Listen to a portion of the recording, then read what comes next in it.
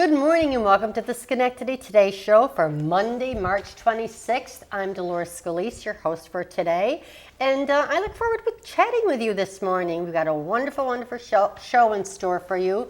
We want to make sure that you're going to be able to take in all the information that we're going to have to give you, which is going to be a lot. So once again, you know, when I do this show, especially these specials that I'm doing with MVP, you should always have pencil and paper ready. You never know what question is going to pop in your head. But anyway, we are into spring. We're getting close to the Easter season. We're getting close to the warmer weather. I hope, you know, we had a few surprises last week, but that is in the past, and that snow is just about all gone, and it's good to see sidewalks that have no snow, no ice. For me, it was a pleasure walking across the street from the Amtrak parking lot and having to use that little pathway that they have that goes from the parking lot into the street and into the studio, because before I had to go all the way around, and you know, that was very challenging. I thought one of these days I was going to fall and break a bone or break my neck or break a hip or whatever, you know, and never be back on the air again, but it didn't happen, thank God, and I'm here safe and sound, and we don't have to worry about it because we now have the pathway. So there we go. All right, what's going on this morning on the Schenectady Today show? Well, you know, in the past, I've had people from our personal coaches, I'm going to call them. We don't really want to call them personal coaches, maybe health promoter, coordinator, and we'll go into that just a little further in a few minutes. But we did have someone on, and we discussed about the asthma program that they have, especially for people that are members of the MVP health insurance.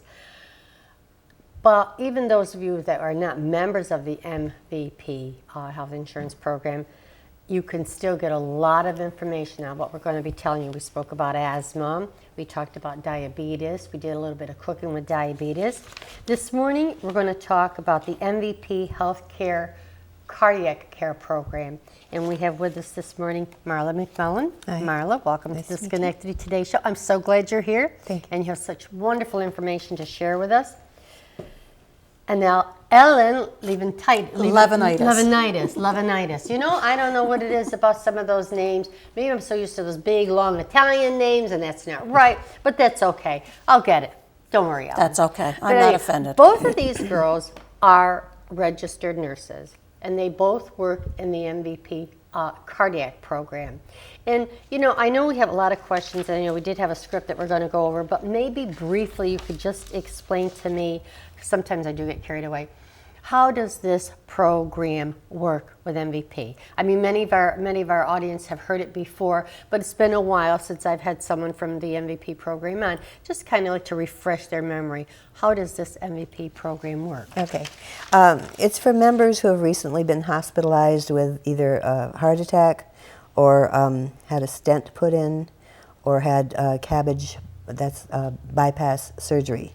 And what we do is we try to educate them and help them with things that are important to them to live a healthier lifestyle so that we lower their risk of having another event. That's our goal. Members make goals, and they could be to stop smoking, to lose weight, anything that's important to them. And we ask them, you know, why is it important for you to make this goal? And they usually say, because we want to watch our grandchildren grow up, or we want to travel, we want to live longer. So usually people are very, very ready to work with us to set some goals. And how long does this program usually last? And is it you that makes the first contact? Yes. Well, yes. They get on a list, a mailing list, a list that comes to us, and we have an outreach person who identifies, you know, whether they're appropriate for the program, and they must meet that criteria of the heart attack, the surgery, or the stent. Then we call them, and we talk to them and ask them if they, you know, would like the program, and if they'd like to work with us to lower their risk. And usually they say yes. So then we begin by finding out what in particular they would like to, what's important to them to change to make their life healthier. So you make the first contact by contacting the patient by phone. Yep. And all this is done by phone? Yes, it is. Right. Yep. How long does this usually take, or does it differ from one patient to the other? It differs.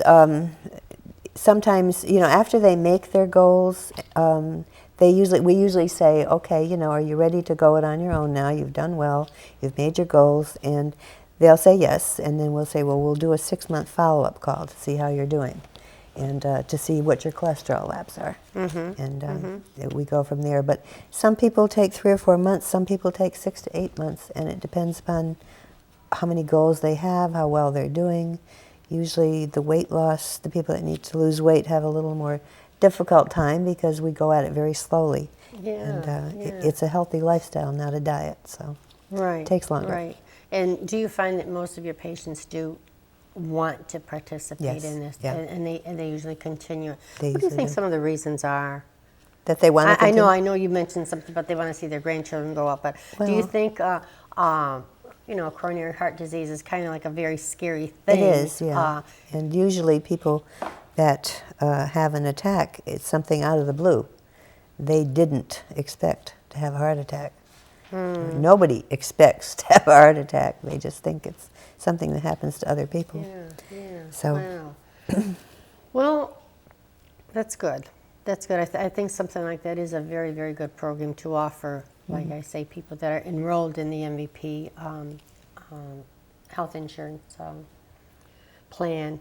But other people that have questions, I'm sure that they could go about getting some of the same information Absolutely, from maybe the American Heart Association. Is that it? The American Heart Association has a great website, has a lot of valuable information that anybody can access and get most of their questions answered on their website. Oh, that's or good. even call the American Heart Association.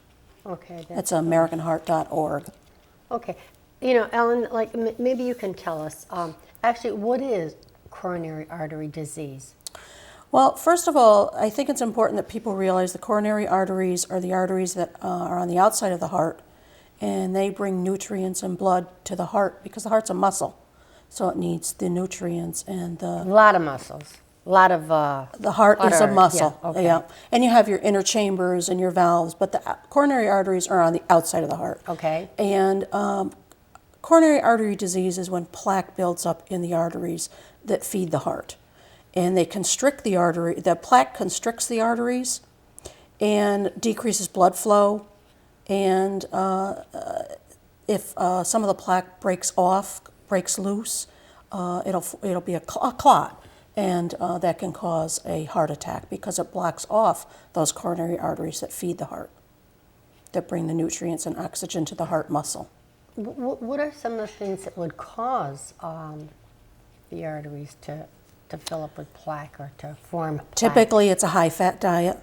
Cholesterol and triglycerides are from the fat in your diet.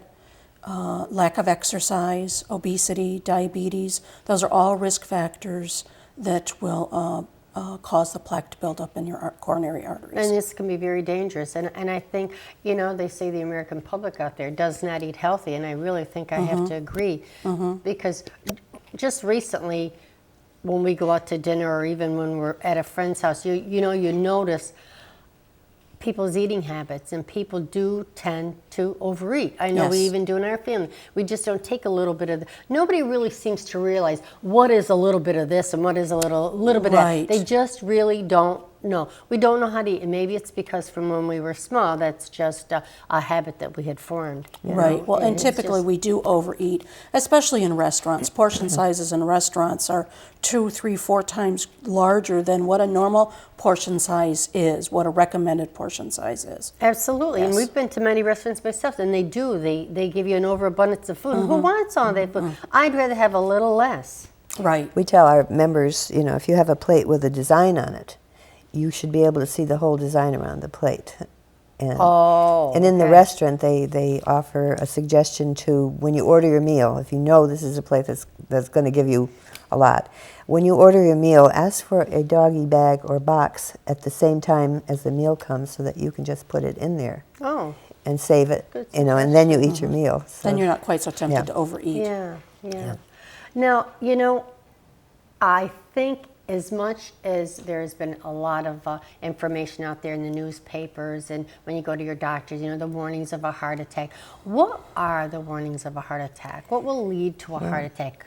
I mean, there are so many things I think that people ignore, And and I speak to you also on personal experience. I know when my husband had his heart attack, he thought he had the flu. And sometimes men could be very, very hard-headed. No, it's just the flu, it's just the flu, it's just the flu. Right. Yeah. And it wasn't just the Right. flu. He was having heart. So, what do you look for? What are the symptoms? Well, sorry. Sometimes there aren't any symptoms. You can have a silent heart attack and not know Yeah, about that's it. scary too. Yeah, and some people don't know about it until their doctor decides to do a stress test just for, routine. They say, well, let's get an EKG, let's get a stress test because you're X number of, years old, and then they show that they've had a silent heart attack at some point in their life. And other times you get varied symptoms. Everybody gets different symptoms, and I think it has a little bit to do with where the blockages occur. Some people get pain in the center of their chest and pressure. Some people just get pressure, no pain. You can have pain in your jaw, in your neck, in your back, that you got a pain in your jaw. in the Now, back. why in the jaw? I mean, what's that got to do with? I think the arteries, the blockages affect different parts of the body because your heart is supplying all these parts of your body, and if you get a blockage there, you're liable to, that's probably where you get the symptom. But there's no real explanation as to why some people get some symptoms and some people get others. You can get pain in the middle of your back, pain down both arms.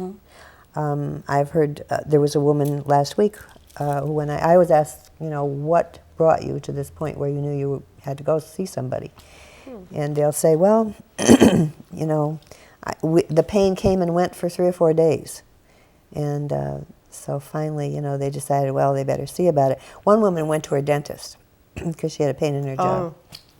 And he said, you don't need to see me, you need to see, Right. your doctor. Right. I think it's important that people realize it's not crushing chest pain. It's not the only symptom of a heart attack.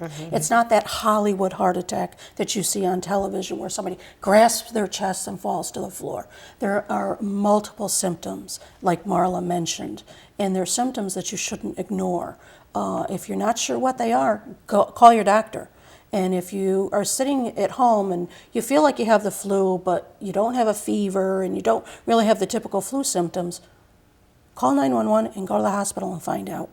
Better to go and be wrong than not go and really be having a heart attack. And how about breathing? Is breathing, like sometimes heavy breathing? Shortness of breath can be a exertion, symptom. or Yes. you're tired all the time. Typically, if you're tired all the time and you're having shortness of breath when you're walking upstairs or just going for a walk, you may have narrowing in your coronary arteries, and that needs to be checked, and that may be when they might place a stent.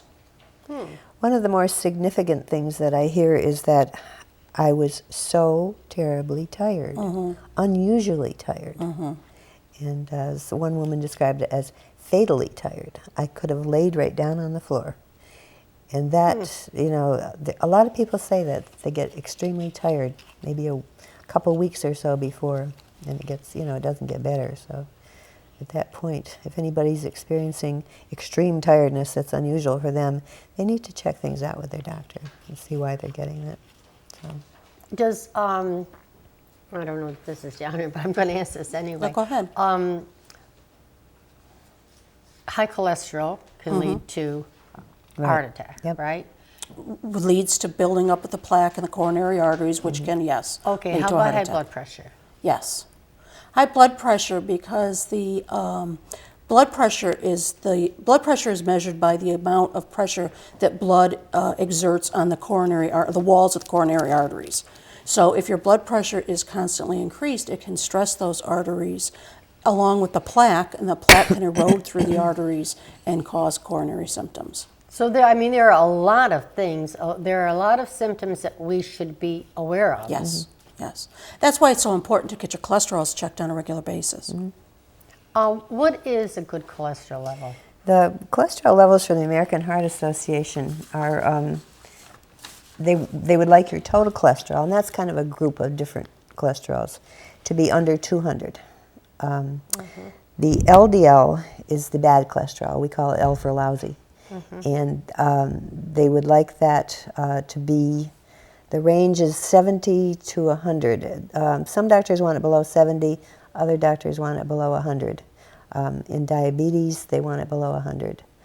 Most of the doctors now are really telling people that they want that below 70. Especially if you have a history of cardiac disease, Right. coronary artery disease. And So this is probably why I know, like I said, I'm talking again from personal experience, and this is where I get the knowledge that I have from, that every so many months they do send you to have your cholesterol checked, and it's very important to have that done. Yes. Because that'll give you a lot of information that Exactly. you should know and your doctor should know. Now the HDL is the healthy cholesterol, and when you take statins, the medication to lower cholesterol, oftentimes the good cholesterol goes down too.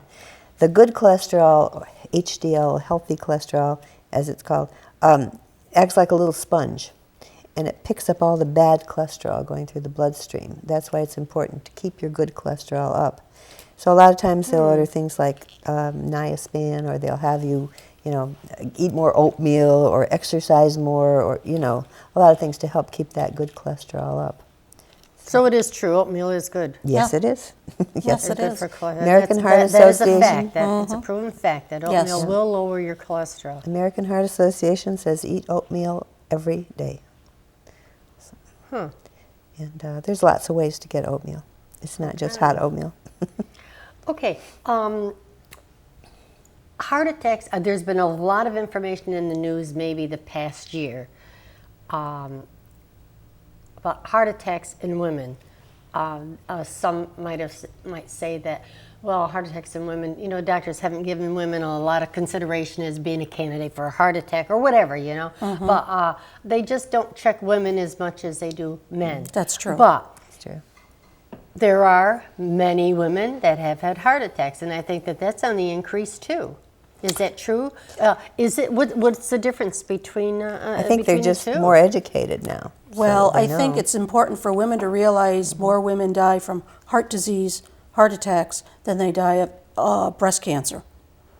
Breast cancer has had a lot more publicity, but women are more at risk for heart disease, and they die more from heart disease than breast cancer. Why? What are the reasons?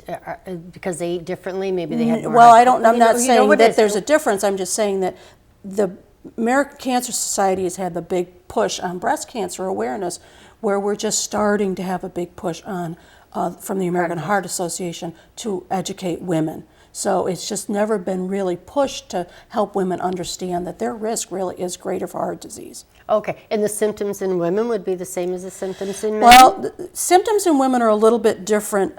They do have chest pain, but they describe it more as an ache, or not as crushing as men do. Women have typically the tiredness, the extreme tiredness, the jaw, the neck pain. They may throat, have yeah. nausea, vomiting, where they may feel they have the flu. So their symptoms are not as typical as a man's symptoms, so they need to be aware that they can be a little bit different. How about treatment for women? Do they handle that any differently than they would for a man? Well, I think physicians are becoming more aware and more educated that women are having heart attacks and do have heart disease. Studies have shown in the recent past that a man will be treated faster in the ER than a woman would be, because doctors just didn't really realize that women truly do have heart attacks. So that, I think, is changing. There are some new studies and new information out there for physicians to help them understand that, yes, women indeed do have heart disease. Women are more likely to die after surgery. And some of that is because They're more likely in Scary. general. yeah, They're more they have likely in smaller general. frame. Yeah. They have smaller vessels. They're built differently than men. So Really? a lot Their of times hearts they are don't smaller, tolerate, so yeah. the treatment that they typically used for men didn't always work for women, because Oh, wow. the stents that they placed in a man's coronary arteries did not necessarily fit a woman's coronary arteries. And these are all things that they're just discovering and doing research on, and things are starting to change. And a stress test on a woman may not show a heart attack the same way it shows for a man. So women need to be more persistent in their treatment. If they feel they're having a heart attack when they go to the emergency room, they need to be persistent that they are treated properly. Yeah, that was going to be my next question. Is the treatment for women, is that a different too? Treatment would ultimately be the same. They would do the same lab tests. They would give them the same medications, obviously different doses based on size and things, but typically they may not be aggressive in their treatment as they would be with a man. So women need to be more persistent. They need to say, no, these symptoms aren't going away, or they've been lasting. I want cardiac enzymes done. I want an EKG done. I want these things done to make sure I'm not having a heart attack. Okay, so these are some of the tests that are given to men and women both. Anybody, yes. To check for heart. Okay. Yes. Now the cardiac, you said the Cardiac enzymes, it's a blood test. Okay. And the cardiac enzymes will show whether or not you're having a heart attack. Oh, okay. Yes. So just a little simple blood test is going to show that? Yeah. Yeah, it does. And then Wow. and an EKG. And an EKG. Yes, because the EKG will show changes in your heart rhythm. And an EKG that can be done right. Yeah, in the an emergency EKG primarily in isn't a doctor's office. isn't 100% dependable. The EKG blood is blood not? work, not. You know, you EKG can will show changes, but the blood changes. work is The blood work, definitive.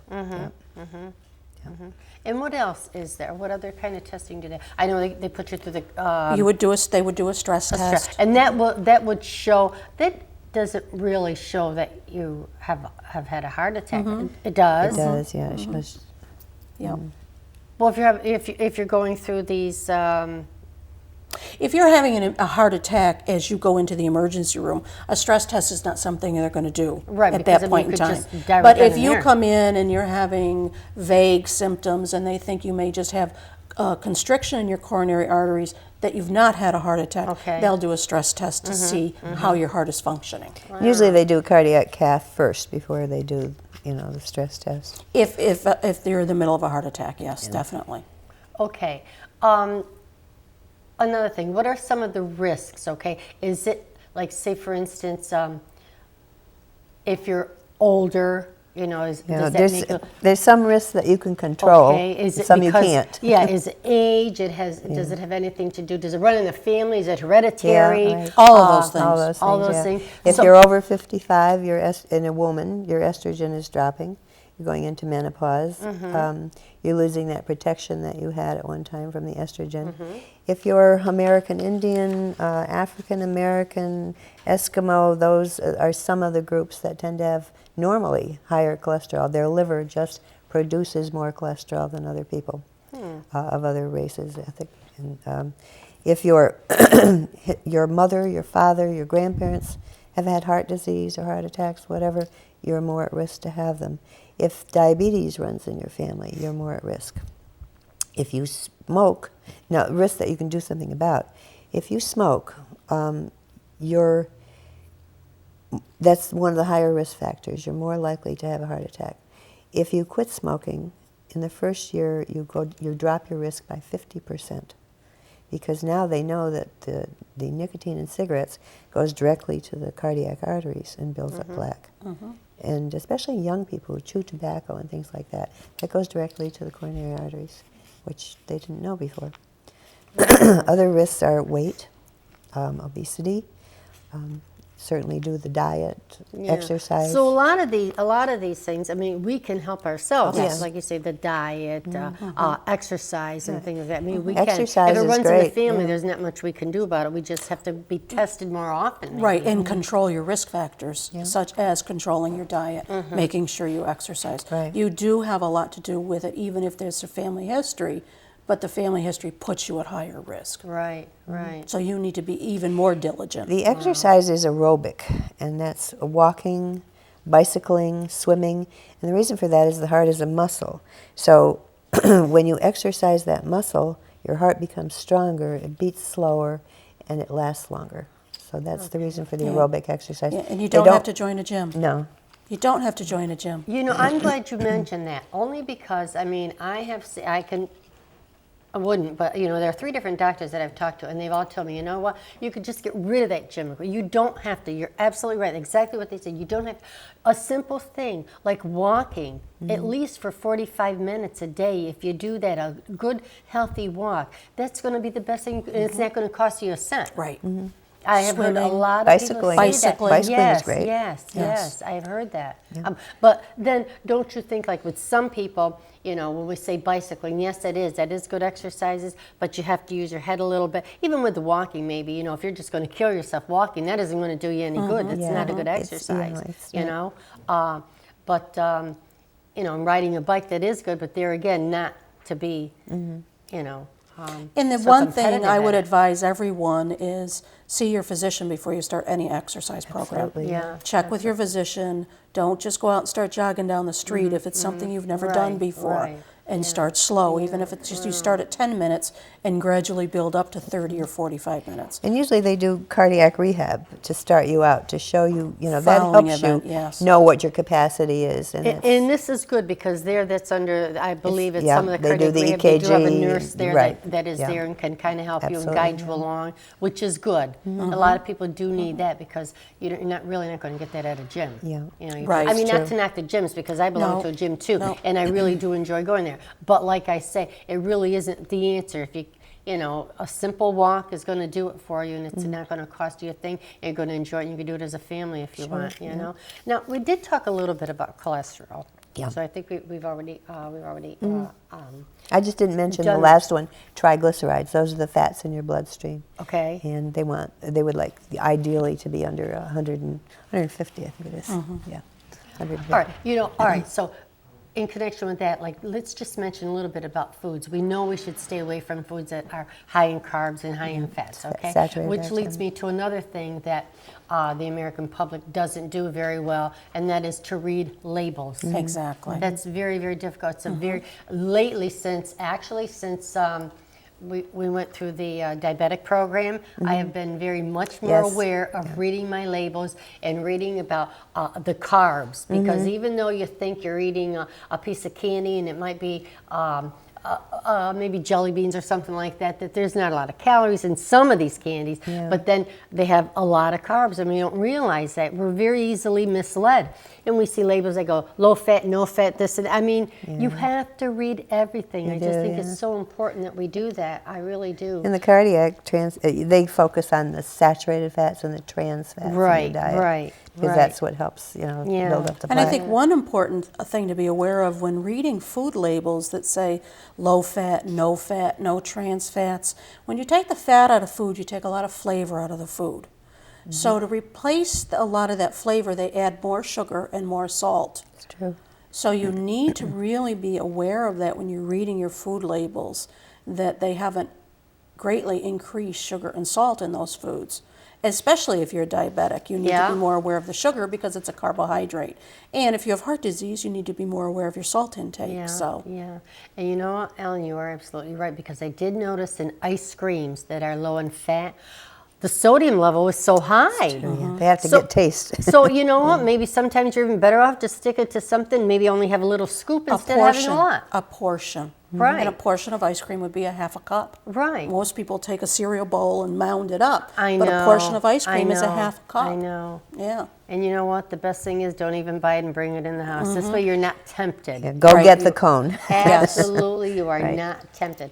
Okay, different. Where can the listening audience out there? Where you mentioned the American Heart Association. That's one of the places where we could get more information on the website there. Are there any other references that you might have for the audience out there that maybe they could get more information on heart disease? Well, if you go to the American Heart Association, they have several They have links to everything there. other sites.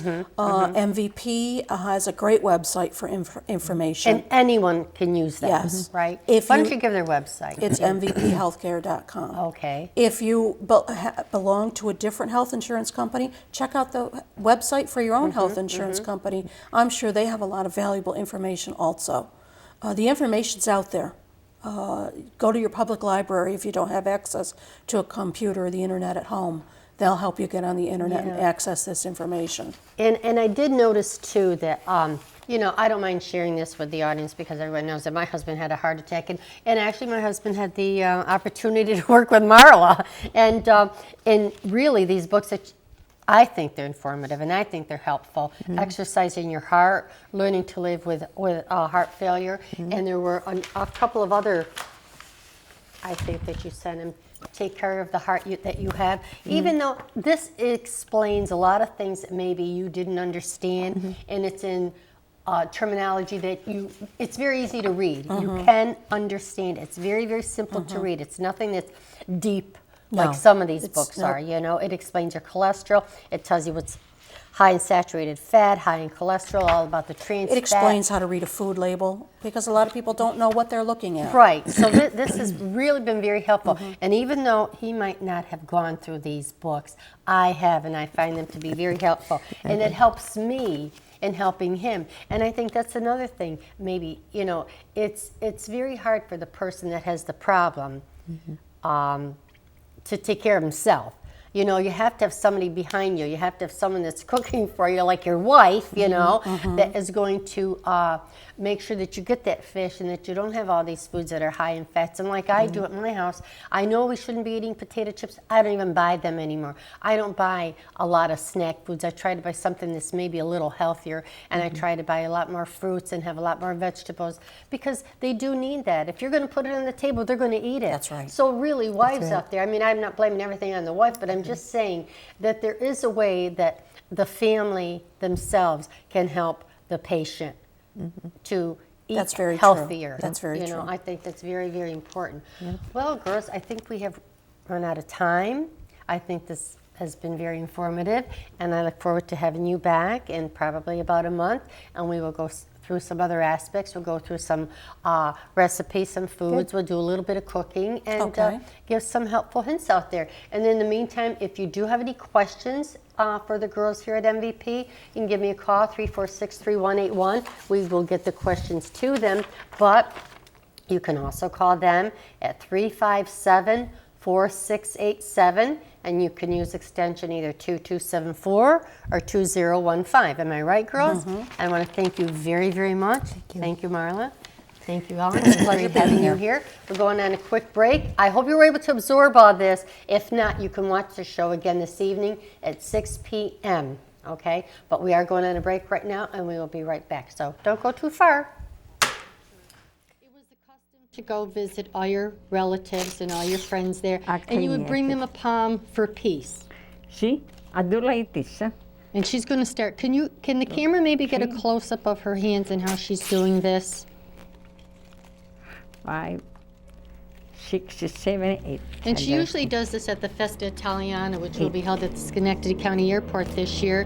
She will be there doing a demonstration on how to weave palms.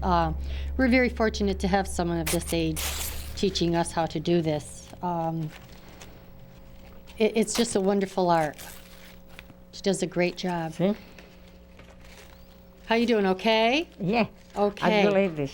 I tie it up for this with a little Did you string. make these for the church? You make these for the I church make and they this put for them the up on their church altar? all the time. Okay. And I make it two big one for the altar. Two big one like this. And in Italy, all the churches are decorated with We got the baskets made from these palms here. Okay, Yeah. just take your time. All right. And in keeping with the Easter tradition, too, while Minnie is starting on that, I want you all to see another thing that is an Italian custom and tradition. And this is an Easter bread that is made for the Easter season.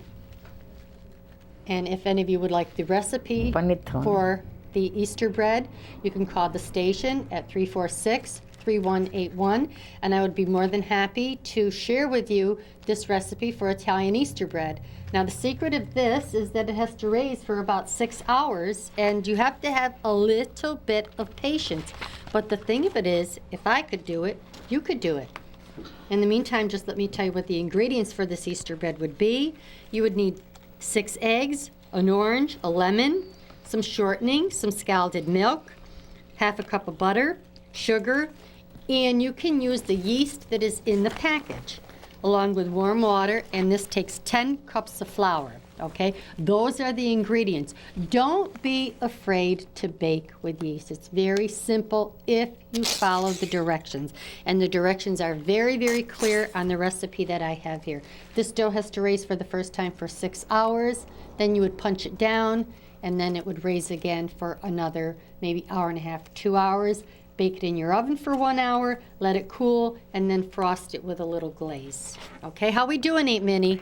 I do good. Are we If I make doing good? mistake, You made a mistake and you have to start all over again? Okay, and give me that, Aunt Minnie. I want to show That's them all what right. you I made. got the tray there. Got another one. We only See, I want to start the right way. I want to Okay. show how you do it.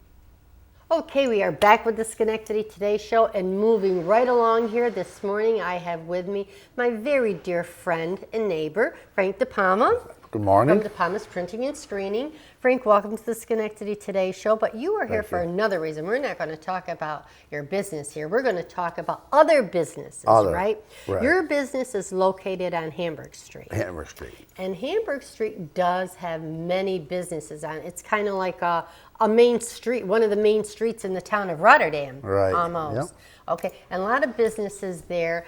And you are one of the, I'm going to say, maybe the founders or the flame in the fire that's going to start something up on Hamburg Street there, a Hamburg Street Merchants Association. Right. Yep. What started you Well, thinking I've of been in this- business of on this Hamburg idea? Street. I've been in business there for, about 5 years now. And you get to know other business people. And it seems like Hamburg Street needed a little boost. So we decided to form an organization, just a merchants organization, to try to promote the street. The street it's almost like we feel like it's a secondary street, even though there's like 37 businesses on the street. It's a lot of businesses on You know. Hamburg Street. And most people relate to Rotterdam as being Curry Road or Altamont Avenue. They kind of forget about Hamburg Street. And I've lived in the neighborhood for 35 years, and it used to be booming. It used to be a lot nicer, and it just seems to have gotten away from that. So we decided to get together and just have a group that could maybe promote the street. Mm-hmm. You know, bring to the politicians to their attention the things that we think are necessary to continue to do business and to promote other businesses to coming in. So Sam Vivalia from Christopher's Tuxedos and Bill Carney from Play by Play, we got together. We decided to put something together and invite people to come to a meeting. We meet on Mondays every couple of weeks. We meet at the Play by Play. Our next meeting is next Monday, April 2nd. And we have all businesses are welcome to come, business people and residents. We had a lot of residents come to our first meeting, second meeting. And I could see that. yeah. I could see why. And they're Okay. interested in what's going on Hamburg Street. Absolutely, they should be. Yep. And so our main purpose is just to try to promote the street. Okay, so I know myself that there are a lot of businesses there. So this organization that you're trying to put together is going to help them. It's going to help promote their business. It's going to help make it like maybe a little more lively area. Maybe Right. even get new businesses into the And area. the only way we're going to do that is to get, our main project is to keep asking about the sewers. We're on septics, and a lot of businesses don't want to move in with their septics. I can see that. I can So understand that too. one of the reasons for one of the big buildings not being used until now was that reason, one of the old market. Right. And so we're kind of pushing that along and seeing what we can do in the town.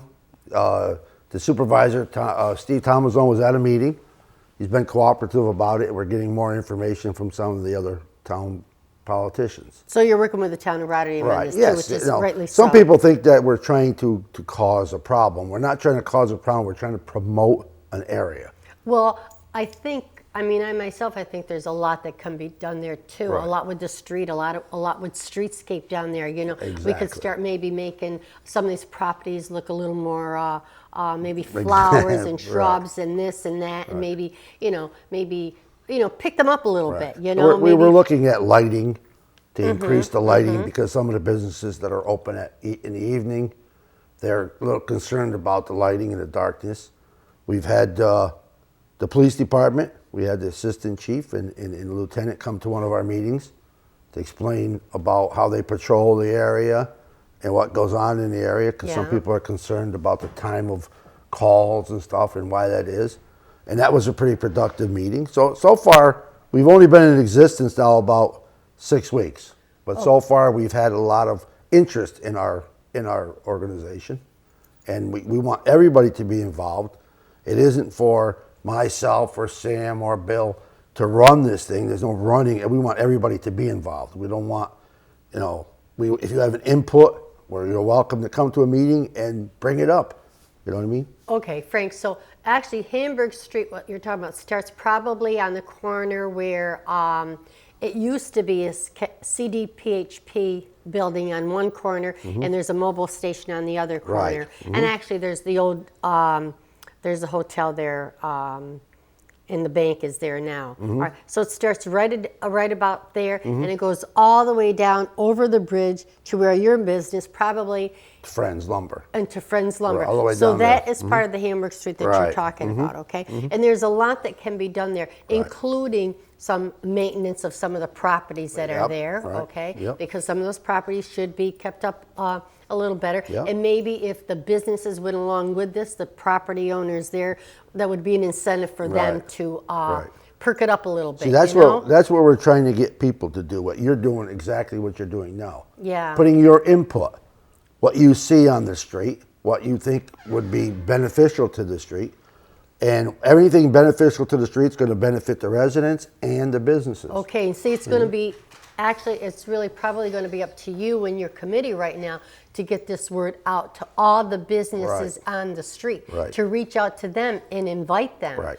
Because, I mean, hopefully there are enough people, there are a lot of people that are watching the Schenectady Today show that will get the message to know that you are meeting Monday, a week from Right, tonight. Right. And you're April gonna be- 2nd, 7 p.m. at the Play-by-Play right on Okay, Hammer Street. all right, It's right okay. across the street from the old Augie's. Right, and there are some vacant buildings there, and from Mm-hmm. what I understand, I don't know, I had heard somewhere, maybe one of the drugstores in the area was going to be moving out. That I'm not CVS, sure if that's true or not, but if that is, that means there's another vacant building there, and that's something you don't want on Hamburg Street. You Mm-hmm. Right. don't want vacant buildings there because vacant buildings bring problems. Right.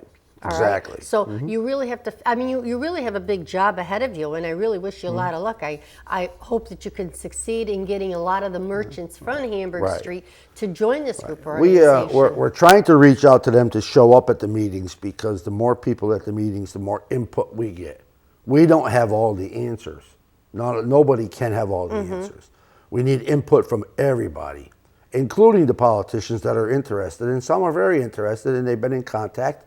And we have a couple at our next meeting. Steve Tomazone is going to bring somebody from DOT to talk about the roundabout that they're Right, talking about right. putting in.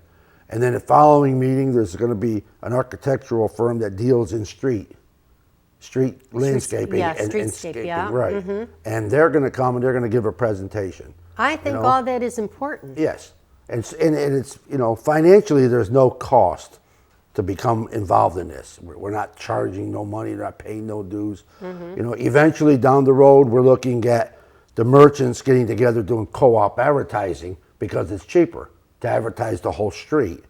But as far as right now, there's nothing. We're just doing this all on our own. We're spending our own time doing it, and we want input as to what we have to look at, and we need people to do that. Right. Well, I don't know if you're aware of it, but you do know that the Sons of Italy did purchase piece of property Right. on Hamburg Street. You told me that. Right. And they will be, the deal was closed and they're all set.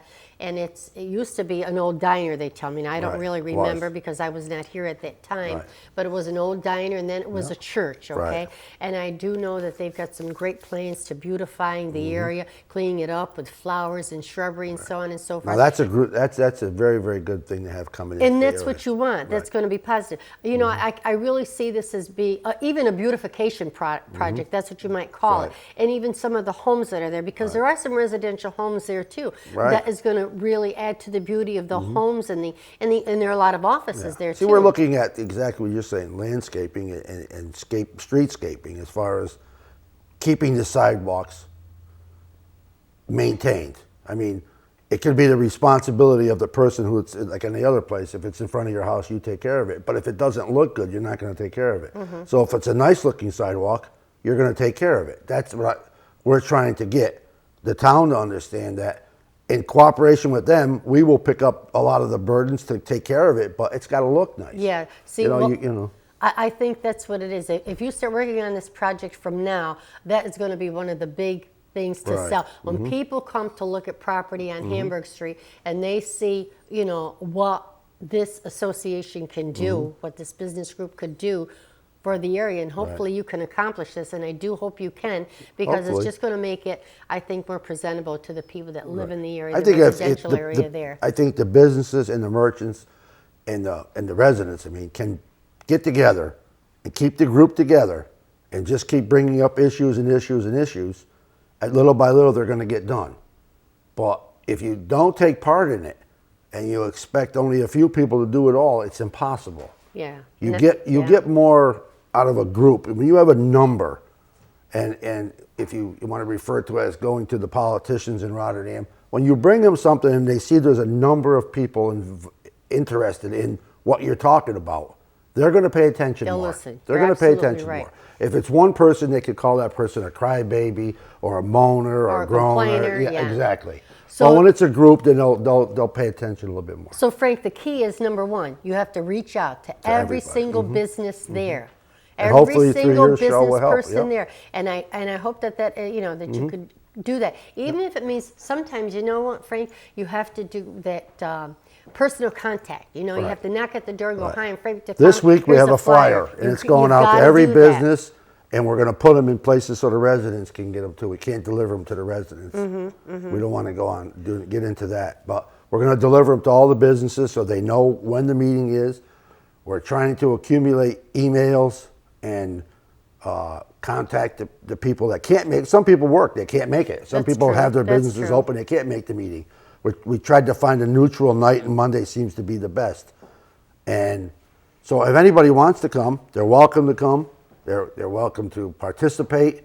They're welcome to come and complain, because if we don't have complaints, Yeah, there's and nothing bring can their be solved. ideas. Absolutely. Yeah, You yeah. get good ideas out of complaints. That's you know what I true. mean? So we can follow through on some of that. And if we get their email addresses, we can keep in contact with the people who can't make the meetings and let them know what's going on. So hopefully, through the flyers, through the stuff like you're doing, which we appreciate, is going to get through to them. Well, I'm going to follow through with this. I'm going to keep tabs on this and have you Okay. on my show occasionally, so we can let the audience out there, especially the residents of Rotterdam, know exactly what is going on. Because I'd like to have you back again, and we can talk about, you said some of the residents came to the meeting. What is their feeling about this, Right. about this business association? And I'd like to get Sam to come down and Billy, Yeah, we because could do that, and Sam is out of town, but we can do that because they're very, very enthusiastic about this. Yeah, and I also want to get Steve Tomasone. I've already spoke Yep. to Steve Tomasone about coming on the show, so we could discuss some of these newer projects, Right. the streetscape and these roundabout things that they're planning for the town of Right. Rotterdam. We want to get Steve Tomasone on, and we will have him on. I talked to him, and it'll probably be in a couple of weeks, and just bring these issues to the forefront so the Good. people in Rotterdam will know what is going on in the town of Rotterdam. Right, and we appreciate that. Okay, so I want to thank you, Frank, very, Thank very you. much for being Thank a you. guest on my show. And don't forget to watch us again at 6 p.m. this evening. I'm going to go on a quick break, but before I go on that, I want you to know that my next segment will be a show that we did in 1999 with my Aunt Minnie, who at the time that we did this show, she was 96 years old, and she was doing what she does best. My Aunt Minnie loved TV, and she loved being on television, and she loved talking, and she loved weaving palms for Palm Sunday, making them for the churches and giving them to all her friends and her family and everybody in Rotterdam. Everybody knew Aunt Minnie. She was a lovable, lovable person. And this is in her memory that we're doing this next segment in memory of my Aunt Minnie Scalise, who passed away 3 years ago. So we'll be right back. Enjoy Aunt Minnie. Palm Sunday, what do you do with the palms? What do you do with them? I do the whole town. Okay, when The she whole town coming to me to make a palm for the church. was a young girl in And I Italy, make it but a house. when she was One night, one day. Okay, this is an Italian tradition, and what we're trying to impress upon people is what will happen to Italian traditions and customs if the older people, like Aunt Minnie Scalise, don't teach the younger people how to do this. This will be a lost art. And Aunt Minnie has been teaching my grandchildren how to do this for years, and they're pretty good at this right now. And what she's going to do, she's going to show you how to make something similar to this. Now, in Italy in the olden days, when we used to receive the palms from church, it was the custom to go visit all your relatives and all your friends there, and you would bring them a palm for peace. See, I do like this. And she's going to start. Can the camera maybe get a close-up of her hands and how she's doing this? 5, 6, 7, 8. And she usually does this at the Festa Italiana, which will be held at the Schenectady County Airport this year. She will be there doing a demonstration on how to weave palms. We're very fortunate to have someone of this age teaching us how to do this. It's just a wonderful art. She does a great job. See? How you doing? Okay. Yeah. Okay. I do like this. And I tie it up for this Did with a little you string. make these for the church? You make these for the I church make and they this put for them the up on their church It's altar? all the time. Okay. And I make it two big one for the altar. Two big one like this. Uh-huh. And in Italy, all the Well, churches are decorated with we got the better- baskets made from these palms here. Okay, Yeah. just take your time. All right. And in keeping with the Easter tradition, too, while Aunt Minnie is starting on that, I want you all to see another thing that is an Italian custom and tradition. And this is an Easter bread that is made for the Easter season. And if any of you would like the recipe Panettone. for the Easter bread, you can call the station at 346-3181, and I would be more than happy to share with you this recipe for Italian Easter bread. Now, the secret of this is that it has to raise for about 6 hours, and you have to have a little bit of patience. But the thing of it is, if I could do it, you could do it. In the meantime, just let me tell you what the ingredients for this Easter bread would be. You would need 6 eggs, an orange, a lemon, some shortening, some scalded milk, half a cup of butter, sugar, and you can use the yeast that is in the package, along with warm water, and this takes 10 cups of flour, okay? Those are the ingredients. Don't be afraid to bake with yeast. It's very simple if you follow the directions, and the directions are very, very clear on the recipe that I have here. This dough has to raise for the first time for 6 hours, then you would punch it down, and then it would raise again for another maybe hour and a half, 2 hours. Bake it in your oven for 1 hour, let it cool, and then frost it with a little glaze. Okay, how we doing, Aunt Minnie? I do good. Are If we I make doing good? mistake, You made a mistake and you have to start all over again? Okay, and give me that, Aunt Minnie. I want to show That's them all what right. you I made. got the tray there. I got another one. We only See, I want to start the right way. I want to show how you do it. But Aunt Minnie, tieni 2 minuti. We only have 2 minutes. Oh, 2 minutes. Fa una Oh, croce. right away. Una croce. Fa una yeah. croce. Okay. Okay. 1 minute. Okay, she's going to Right make a away. little cross for us. But this is one that she had made previously The before coming croce on ce to the l'hai te. show. See? 1, 2, 3. Look. Okay. See? Go ahead. Mm-hmm. Remember, you are watching Schenectady Today. It will be repeated again this evening at 6 p.m. A croce. and again at 2 a.m. this morning. And I do hope that you have enjoyed today's show with Dr. Fox and Barbara Maestriani. Hold it up. Hold it up.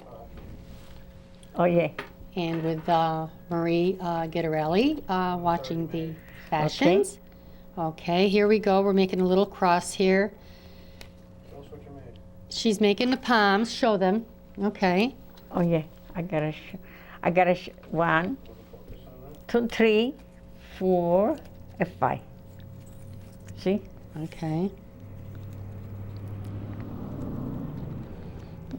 Okay, here she goes. At 96, the fingers kind of don't work as fast as they used to, but she's doing pretty good.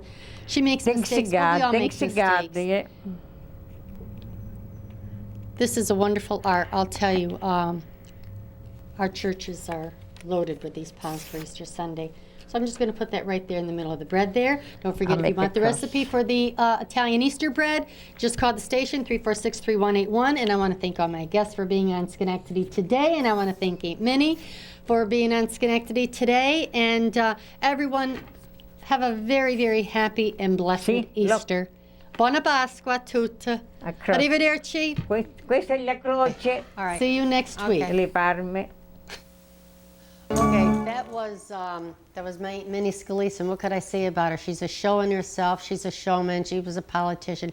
She was everything, and she left us all, her family, and all of us, Mary Al, Diana, Joey, Gus, and I, left us with a lot of beautiful memories. She was a beautiful person. She loved Palm Sunday, and Palm Sunday is coming up. In fact, Palm Sunday is this Sunday, and that was one of the reasons why I chose to have this segment of Aunt Minnie on the show, just as a reminder of what a beautiful person she was. Not that we need reminders of Aunt Minnie, believe me, because she was just a loving, wonderful person who loved life and enjoyed her family and had many, many friends, and she was one in a million, believe me. She was just a great person.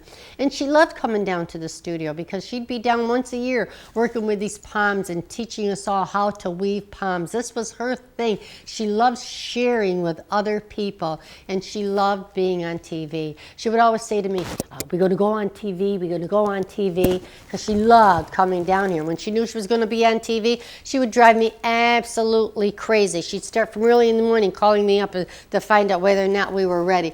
We could tell many, many stories about Aunt Minnie, and I know the community, the people in Rotterdam, the people all over the city of Schenectady that had